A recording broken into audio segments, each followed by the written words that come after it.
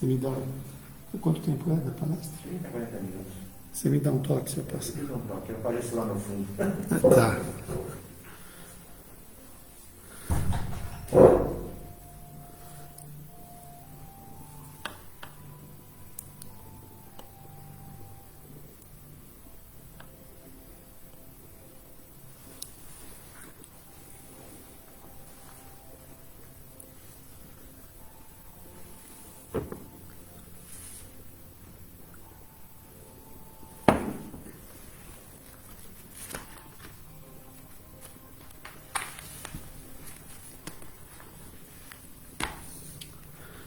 Olá, bom dia a todos. Sejam todos bem-vindos nesta palestra no Centro Espírita Bezerra de Menezes. É uma alegria estar aqui com vocês. Vamos fazer uma prece pedindo ao nosso Mestre Jesus que possa nos abençoar neste encontro. Pedimos aos benfeitores que possam nos auxiliar no entendimento da leitura que vamos fazer de Emmanuel e Chico Xavier, o qual agradecemos esses benfeitores, que possamos sair mais enriquecidos deste encontro. Obrigado ao nosso Mestre Jesus, aos benfeitores, que estejamos ligados com os planos superiores da vida. Assim seja. Muito bem, hoje temos esse belo livro de Chico Xavier, médium, Caminho, Verdade e Vida, pelo Espírito Emmanuel. O capítulo é o 4, Trabalho. O que os benfeitores estão trazendo para nós a respeito desse tema tão importante que não podemos deixar de fazê-lo. Aliás, é fonte de equilíbrio o trabalho, uma vez que ajuda o indivíduo a estar focado em alguma atividade que seja construtiva, que mobiliza suas forças para o seu crescimento. Se o indivíduo ficar entregue a si mesmo, sem atividade, apenas atendendo seus caprichos, ele pode se complicar, não é? Então, é interessante isso. Nós estamos num corpo que tem necessidades fisiológicas, biológicas, para a sua manutenção. Então, se eu preciso comer, eu sou obrigado a interagir com pessoas. Eu preciso trabalhar, eu preciso comprar alguma coisa, eu preciso ganhar dinheiro. Então, a minha necessidade física me coloca em contato com pessoas, com instituições, com ideologias, com uma série de equipamentos sociais que ajudam no desenvolvimento da pessoa, que é muito importante. Os nossos potenciais latentes, eles são desdobrados, eles eclodem a partir das experiências que nós temos na vida social, tanto física como espiritual, né? E muita gente se queixa, e tem até algumas ideologias que falam da escravização dos indivíduos aos interesses das grandes empresas. É óbvio que isso pode acontecer por conta da imaturidade evolutiva do planeta, por conta dos interesses subalternos que sobrepõem o indivíduo. Mas à medida que vamos aperfeiçoando, nós vamos também melhorando as condições de trabalho. É claro que ainda há gente maldosa, aproveitadora, manipuladora, que usa todas as energias do funcionário para obter vantagens, sem retribuir. E aí nós esbarramos em outra questão também. Se o planeta é regido pelas leis de Deus, o planeta, o nosso sistema solar, a nossa Via Láctea, o universo de modo geral. Então, o que está acontecendo no planeta faz parte das leis de evolução, não é? Muitas vezes o indivíduo ele tem um subemprego, não recebe o que merece ou o que precisa, muitas vezes por causa dos erros do passado, causando restrições no presente, lei de causa e efeito. Então, nem tudo é somente social, tem os aspectos kármicos ou da lei de causa e efeito, que pode trazer tanto restrições como benefícios através do merecimento que o indivíduo consiga alcançar. Bom, diante desse preâmbulo, vamos seguir o roteiro de Emmanuel. E Jesus lhes respondeu: meu Pai obra até agora e eu trabalho também. Aqui já é sinal ou aprendizado, reflexão da importância do trabalho. Se o Pai, que é o Criador de tudo, obra incessantemente, trabalha incessantemente, é porque este é o caminho. E Jesus diz que ele também faz o mesmo. Então, este é o caminho. Então, a gente pode pensar no seguinte: esse desejo utópico que muitas pessoas têm de conseguir uma boa quantia financeira para se aposentar e ficar de papo para o ar. Ficar balançando numa rede, olha que vida maravilhosa, né? Supõe o indivíduo. Ficar balançando numa rede, tomando água de coco, é o sonho de muitas pessoas. E não quer mais nada com trabalho. Quer somente sombra e água fresca, ou melhor, sombra e água de coco gelada. É o desejo de muita gente. Mas será que isso é possível? Numa visão restrita, limitada da vida, parece que isso é possível para as pessoas que trabalharam muito, conquistaram valores, guardaram e começam a desfrutar desse dinheiro todo. Só tem um detalhe, que é um grande detalhe. Como uma pessoa perturbada pode descansar numa rede tomando água de coco? Porque este indivíduo, ele não surgiu do nada e a partir daí ele começou a obter sucessos exuberantes em sua vida sem vínculo com o passado. Esse sujeito que está agora pensando nisso, ou nós todos que estamos conversando nesse momento, estamos hoje dando continuidade a uma série de encarnações anteriores que refletem na vida atual, na formação da personalidade que somos. Então, a pergunta é: qual é o nosso histórico passado para hoje apresentar um equilíbrio ou desequilíbrio?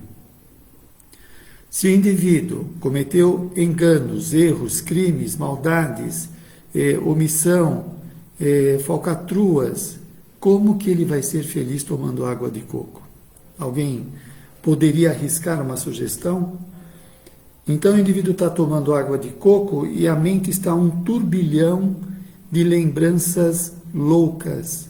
Ou mesmo que ele não lembre de nada, ele está atormentado por coisas feitas que geram uma série de conflitos, tormentos internos.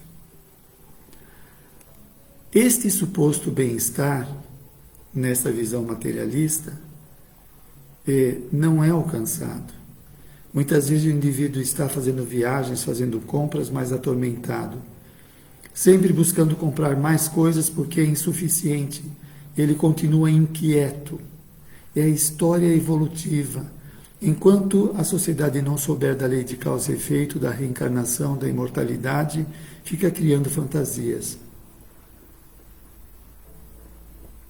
Agora, é muito interessante, vocês observaram que esse ensinamento que o Espiritismo traz é democrático.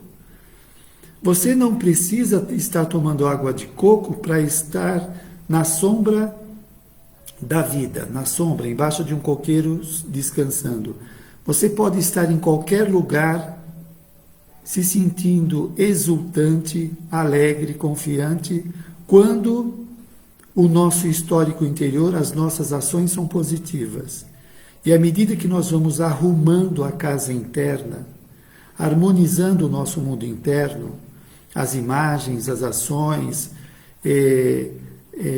arrumando os erros do passado através de ações corretivas, salutares, etc., aí sim nós vamos harmonizando o nosso mundo interno. Aliás, lembro aqui de Allan Kardec falando da felicidade, no livro O Céu e o Inferno, e ele fala: felicidade? Sim, é possível. A felicidade é decorrente da evolução do indivíduo. É evolução. O que significa evolução? Crescimento. Crescimento é superação das imperfeições, o desenvolvimento de capacidades mais elevadas, de compreensão, de tolerância, de resistência, de lidar com as coisas sem se atormentar. Tudo isso é fruto da evolução. Então, o indivíduo que não evolui, como que ele vai ser feliz? Se ele não consegue administrar as suas emoções, as lembranças, o seu comportamento, é melindroso, é medroso, é briguento, é irritadiço, uma série de coisas que toda hora geram indisposições, brigas, provocações. Como que uma pessoa dessa vai ser feliz? Bom, então aqui está a colocação de Emmanuel falando do Pai que obra incessantemente. Depois ele diz: em todos os recantos observamos criaturas queixosas e insatisfeitas. Porque é uma pergunta que de vez em quando eu faço em palestra. O indivíduo que está infeliz, qual é a profissão que te traz felicidade? Algumas pessoas têm os seus motivos de dizer: eu faço uma coisa que eu não gosto por força das circunstâncias. E realmente existe isso. Por outro lado, tem pessoas que fazem o que gostam, mas são infelizes. Por quê? Mas o que acontece? Se é uma coisa prazerosa de fazer, por que causa mal-estar? Por causa do indivíduo. O problema não é necessariamente a atividade profissional, é o estado em que se encontra o indivíduo. Se ele está atormentado, se ele está inquieto, tudo que ele faz é pouco. Todas as boas coisas que acontecem são insignificantes. Por quê? Porque ele vive nesse tumulto interno. Quando ele equalizar, quando resolver, quando sanar esses tormentos internos, as profissões que ele trabalhe vão ser mais satisfatórias. Por quê? O estado mental com que ele vai lidar com as coisas é outro. É um estado mental de equilíbrio, compreensão, sabedoria, humildade. Então fica diferente. Porque quando o indivíduo está atrapalhado, quando ele está atormentado, qualquer coisa o enerva, tira ele do eixo. O paranoico, você veja, ele se sente perseguido, ele acha que todo mundo é contra ele, que o universo está conspirando contra ele. Não é o universo, são seus tormentos internos. Então, muitas pessoas reclamam da profissão e não é a profissão, é o estado que a pessoa está. Então, você pega uma pessoa dessa que fala: é esta empresa e esta função que me desgasta. Ele entra em outra, acontece o mesmo. Entra em outra empresa e vai indo. E vai rodando. No final da vida, ele passou em 50, 100 empresas e nunca esteve satisfeito. Por quê? Porque ele não resolveu o problema interno. É claro que tem profissões desgastantes, sem dúvida. Mas depende da capacidade do indivíduo lidar com aquilo, ele não vai se atormentar.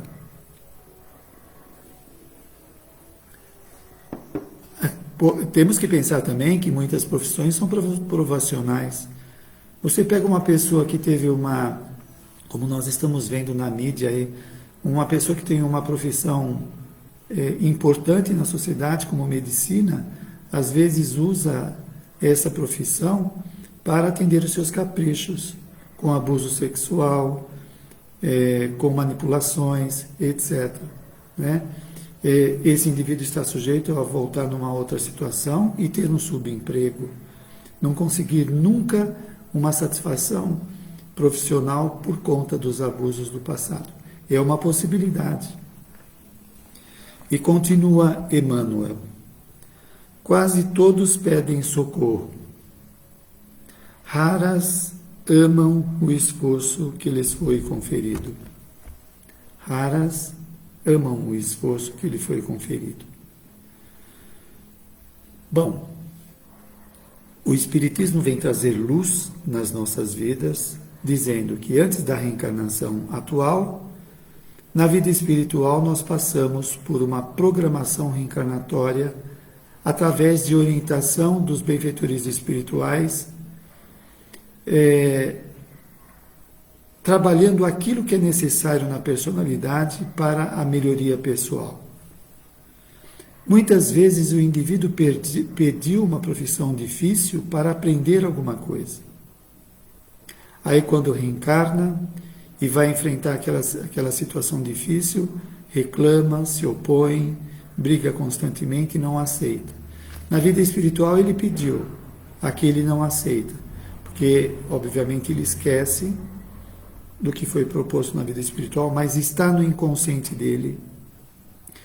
O problema é que na sociedade ele vai aprendendo, junto com outras pessoas, a reclamar, a se opor às coisas, a achar que está sendo usado, manipulado, né, e começa a brigar com as situações. Aí nós vemos a importância do conhecimento do Espiritismo para a pessoa fazer indagações mais acertadas com os benfeitores. Então, se eu estou em dúvida quanto à minha profissão, pedir orientação. Meu mentor me ajuda através da prece, quando eu vou dormir ou de manhã, não tem problema de horário, mas uma preparação. Me ajude a entender a minha profissão. Eu devo ficar nessa profissão? Não devo? Eu tenho um compromisso com ela? Não tenho? Estou falando isso para as pessoas que estão confusas. Tem gente que sabe o que precisa fazer, né? E também aproveitando, eu faço essa colocação, porque Joana de Ângeles, em um dos seus livros, ela fala que nós podemos acessar a ficha evolutiva, a nossa ficha de programação reencarnatória, na cidade espiritual de onde procedemos antes da encarnação atual. Portanto, nós podemos acessar a ficha e ver qual é o programa que tínhamos estabelecido e se alinhar com ela. Está no livro de Joana de Ângeles. Então, para sair desse tormento e ficar brigando desnecessariamente, o indivíduo pode acessar esse recurso. Então ele diz, a maioria revolta-se contra o gênero de seu trabalho. E se o indivíduo se revolta, obviamente que ele tem uma relação mais atormentada com o trabalho e com as pessoas envolvidas. O chefe, por exemplo. Muitas vezes o chefe é o bode expiatório, é a projeção da inquietação pessoal, das frustrações pessoais. Como eu não tenho uma profissão legal, como eu sou um mau funcionário, eu projeto a culpa no meu chefe. Eu sofro porque o meu chefe é um déspota. Ele pode até ser, mas nem sempre é tudo isso. Muitas vezes são projeções do indivíduo, dos tormentos pessoais. Os que varrem as ruas querem ser comerciantes. Os trabalhadores do campo prefeririam a existência na cidade. Deixa eu ver o nosso tempo para não passar do tempo. Então está aqui. Sempre a reclamação. Quem está fazendo uma coisa gostaria de ver outra. E aí é muito comum, né? O indivíduo ele fica reparando na profissão dos outros, dos parentes, dos amigos. O que você faz? Trabalho nessa, naquela área. Você gosta, não gosta? E aí ele, o neurótico, ele fica imaginando que todo mundo é feliz. Todo mundo se acha, só ele que não se acha. Não é? É porque ele não está dentro do outro. Mas aí ele fica comparando a profissão dele com a dos outros. E aí, quanto mais ele faz isso, mais ele tem uma relação hostil com a sua profissão. Porque ele tem a impressão, nesse modo de observar os outros, que só ele é azarado, só ele não se dá bem, só ele não se achou e por aí afora, né? Em vez de fazer uma busca criativa, uma busca construtiva, eu gostaria de fazer o quê? Em que área eu me daria bem? Qual é o meu talento? Qual é a minha vocação? Porque às vezes o indivíduo pode estar passando por uma prova ou por um problema social e não conseguir trocar de profissão. Mas ele pode investir através de um curso. Bom, não dá para sair do emprego agora, mas eu vou fazer um curso. Daqui 1 ano, daqui 2 anos, daqui 6 meses, eu já vou estar conhecendo esta área que eu estou investindo agora e eu posso mudar de profissão. Por que ele não faz isso? Todo o empenho que ele tem de reclamar poderia ser investido na busca técnica de uma profissão. Bom, aí nós já vemos que muitas vezes o indivíduo está de tal forma perturbado que ele não faz isso, não é? Ou ele pode reclamar, mas eu tenho que me sacrificar muito, eu chego do trabalho cansado, não dá para ler. Não, você acha que a maioria das pessoas que fazem a faculdade fazem à tarde ou de manhã? A maioria que não pode pagar e que tem dificuldade financeira faz à noite, parcelando as prestações, fazendo trabalhos às vezes de digitação, enfim, uma série de recursos para conseguir fazer o curso. Vai dormir 2 horas da manhã, 3 horas da manhã, etc. Eu, quando fiz a minha formação, a maioria dos meus amigos não tinha recurso financeiro, nem eu, né? A nossa janta, às vezes, era um pacote de bolacha. Um pacote de bolacha. Pronto, já enchia o estômago, dava para aguentar 3, 4 horas de aula. Chegar em casa 1 hora da manhã, 1h30, ainda tem que fazer algumas coisas. Tem que se esforçar, tem que batalhar, tem que vencer. Você quer chegar lá, tem que fazer alguma coisa. O problema, contudo, não é de gênero da tarefa, não é o tipo da tarefa, mas o de compreensão da oportunidade recebida. Aí já muda tudo. Compreensão da oportunidade recebida. Porque quando nós estamos reencarnados, por conta da falta de consciência da espiritualidade, da nossa condição de transcendente, parece que nós estamos jogados no mundo ao sabor da sorte ou do azar. Então, nós vamos caminhando com essas ideias na cabeça. Olha, aquele tem sorte, aquele tem azar. Eu tenho azar, o outro tem sorte. Espera aí. A reencarnação foi programada? Então a nossa vida é uma oportunidade, não é um azar. Não é um acaso, não, é uma oportunidade. Os benfeitores são tão amáveis, a divindade é tão amável, tão bondosa, que permite que peritos técnicos esclarecidos da reencarnação programem a nossa existência de modo a corrigir defeitos e desenvolver qualidades que melhorem a nossa personalidade. Muitas vezes, através dessas oportunidades, de uma profissão difícil, onde esta dificuldade vai corrigir aspectos da personalidade. Vamos dar um exemplo.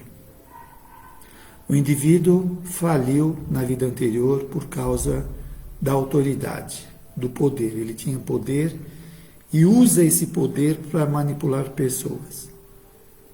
E aí, na vida presente, ele pede para corrigir este comportamento causador de inimizades com as pessoas que são seus subalternos. Então ele pede, eu quero nascer numa condição na qual a minha profissão seja bem simples, onde eu tenha que aprender a obedecer ordens, para corrigir a minha arrogância de mandar nos outros. Então ele vai passar 10 anos, 20 anos numa profissão onde ele é sempre obrigado a se curvar, simbolicamente, para aprender a corrigir aquela arrogância. Então, esta situação que parece uma desgraça, segundo os conceitos sociais, nossa, coitada daquela pessoa, a vida toda sempre engolindo o sapo do chefe. É o aprendizado, é a correção interior, a oportunidade para melhorar. Dá uma função de chefia para ela para ver o que acontece. Ela volta a pisar nos outros, volta toda a arrogância, a prepotência. Gente, nós vemos tantos disparates sociais. Não é porque os benfeitores não estão de braços cruzados, a divindade está deixando as pessoas se matarem. A sociedade está assim por conta da imperfeição humana, por conta dos desejos imoderados, da prepotência, do egoísmo, do orgulho, da vaidade, etc. O planeta está dentro de um programa de evolução. Nós não estamos à deriva, indo para lá e para cá sem saber aonde nós vamos chegar. Como diz Allan Kardec no livro A Gênese, o espírita sabe o que está fazendo aqui, de onde veio e para onde vai. Isso não é uma bênção? Olha, que maravilha, que leveza, que leveza. Eu estou aqui na escola, no hospital, desenvolvendo qualidades. A minha estada aqui é temporária. Logo eu saio daqui, vou para a vida verdadeira, que é espiritual. Então a nossa vida tem um propósito. Tem um propósito. Não estamos jogados. Então, como diz o benfeitor, é uma oportunidade. Muito bem. De modo geral, as queixas, nesse sentido, são filhas da preguiça inconsciente. Preguiça inconsciente. É uma omissão do indivíduo que ele se permite, né? É uma evasão, uma fuga, que é essa preguiça inconsciente. Internamente, ele se sente vencido, derrotado, sem forças, e não percebe que os pensamentos que alimenta geram esse estado de apatia, de desgoverno pessoal, junto com memórias do passado que se somam às memórias do presente, né? Às vezes de uma derrota do passado, de uma grande decepção, ou de uma vida de labor sem sucesso, etc. É o desejo ingênuo de conservar o que é inútil e ruinoso, das quedas no pretérito obscuro. Temos que tomar cuidado. Se nós não tomarmos cuidado, o nosso passado dá as cartas na vida presente. E o que isso quer dizer, dar as cartas? Nós repetimos o passado. Nós repetimos o comportamento queixoso, omisso, belicoso, manipulador, vitimista. Olha só, é o desejo ingênuo de conservar o que é inútil e ruinoso, das quedas no pretérito obscuro. Então, o indivíduo conserva o que é inútil e ruinoso. Inútil.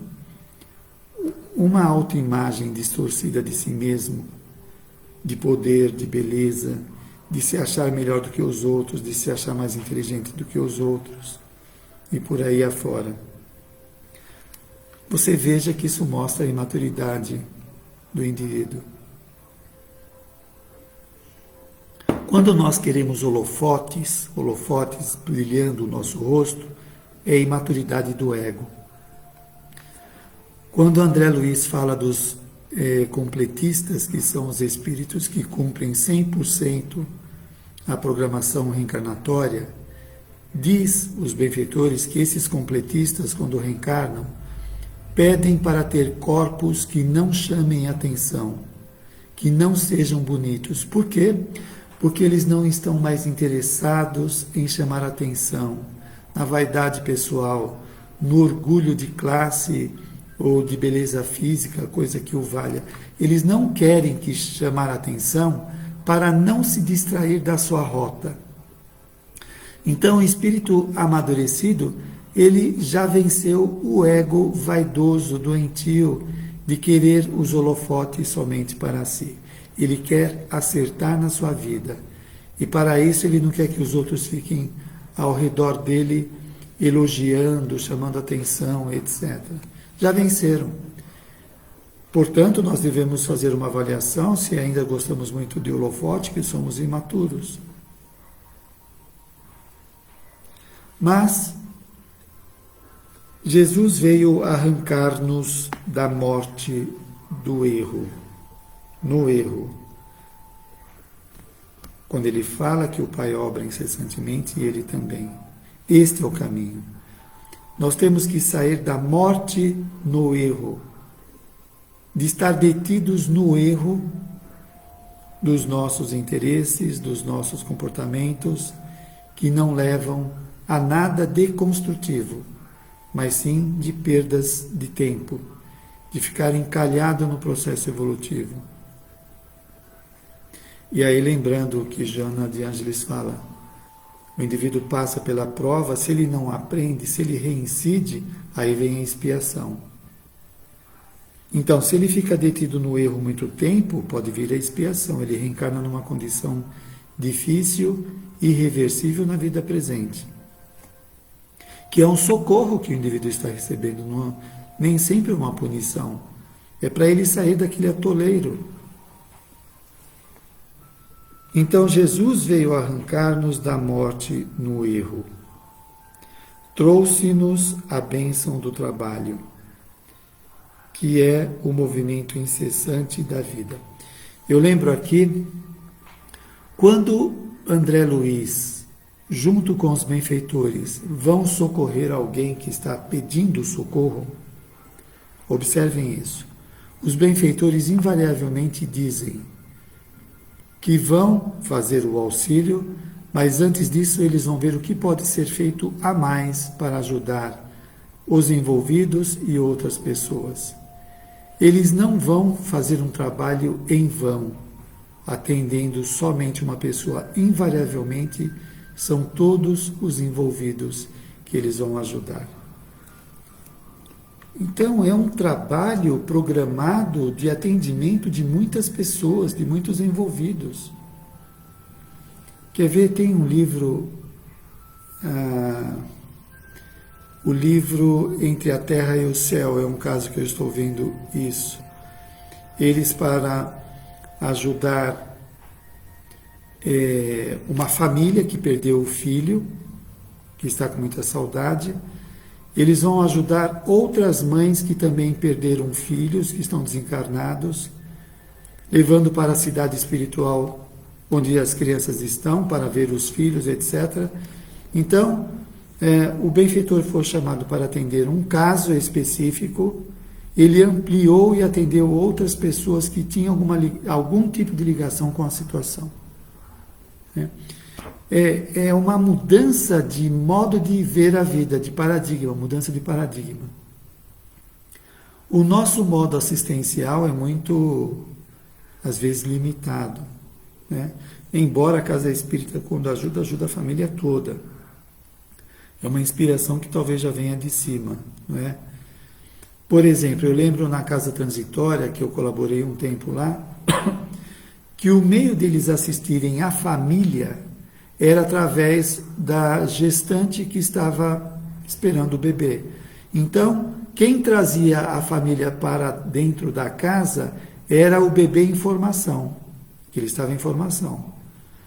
Então, a mulher grávida já era matriculada na casa, e aí eles traziam o marido, davam uma profissão técnica, os outros filhos davam escola, para a família dava cesta básica, enxoval, tudo isso. Então, através de um membro da família, eles traziam todos e dão assistência para todo o grupo familiar. Muito interessante, não é? São recursos espirituais, fraternos, solidários, bem avançados para atender e socorrer as pessoas. Bom, então Jesus trouxe-nos a bênção do trabalho, que é o movimento incessante da vida. É o movimento incessante da vida. Nós poderemos fazer os seguintes questionamentos. Por que será que as grandes personalidades que passaram pelo planeta sempre estiveram fazendo bem?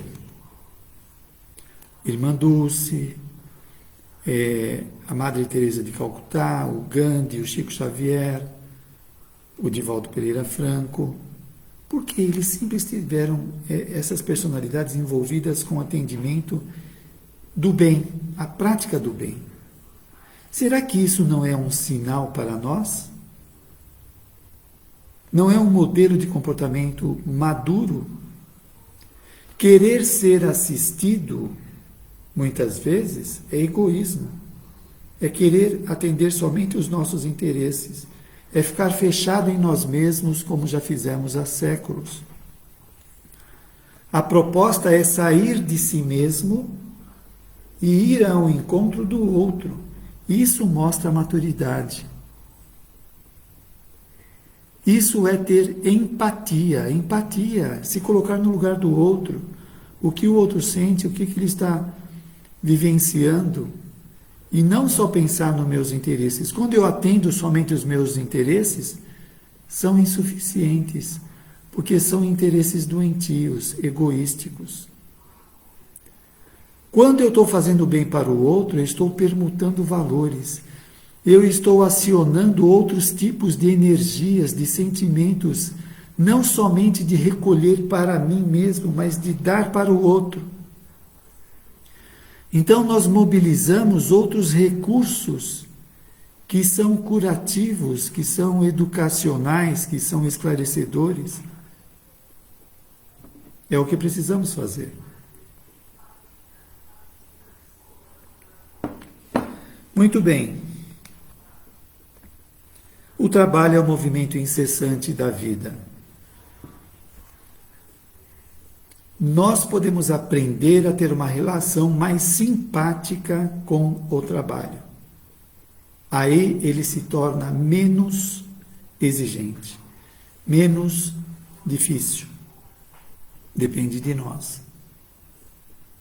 A pergunta é, o que eu aprendo nesta profissão, em vez de ficar o tempo todo, que droga, o que eu estou fazendo aqui, que droga. O que isso é fazer? É se intoxicar, é se atormentar, é perder os parâmetros das coisas, inclusive a oportunidade que é de ter uma profissão, como está dizendo aqui Emmanuel. E Emmanuel continua.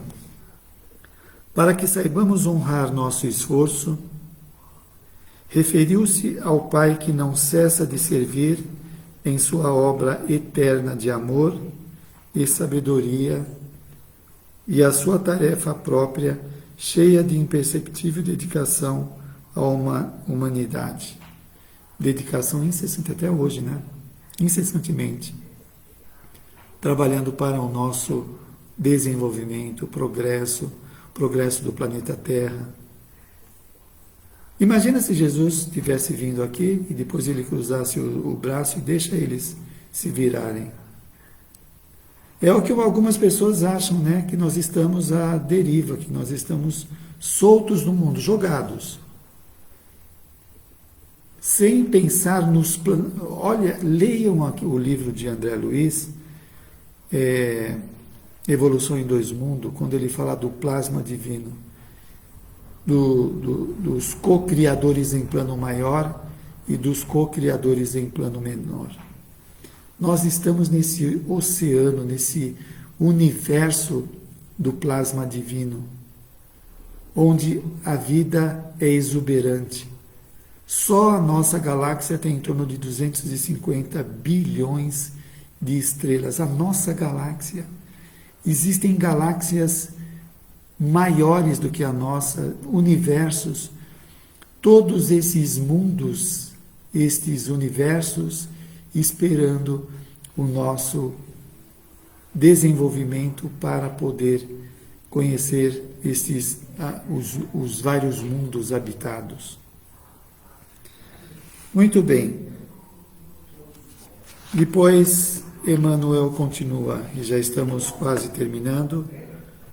Quando te sentires cansado, lembra-te de que Jesus está trabalhando.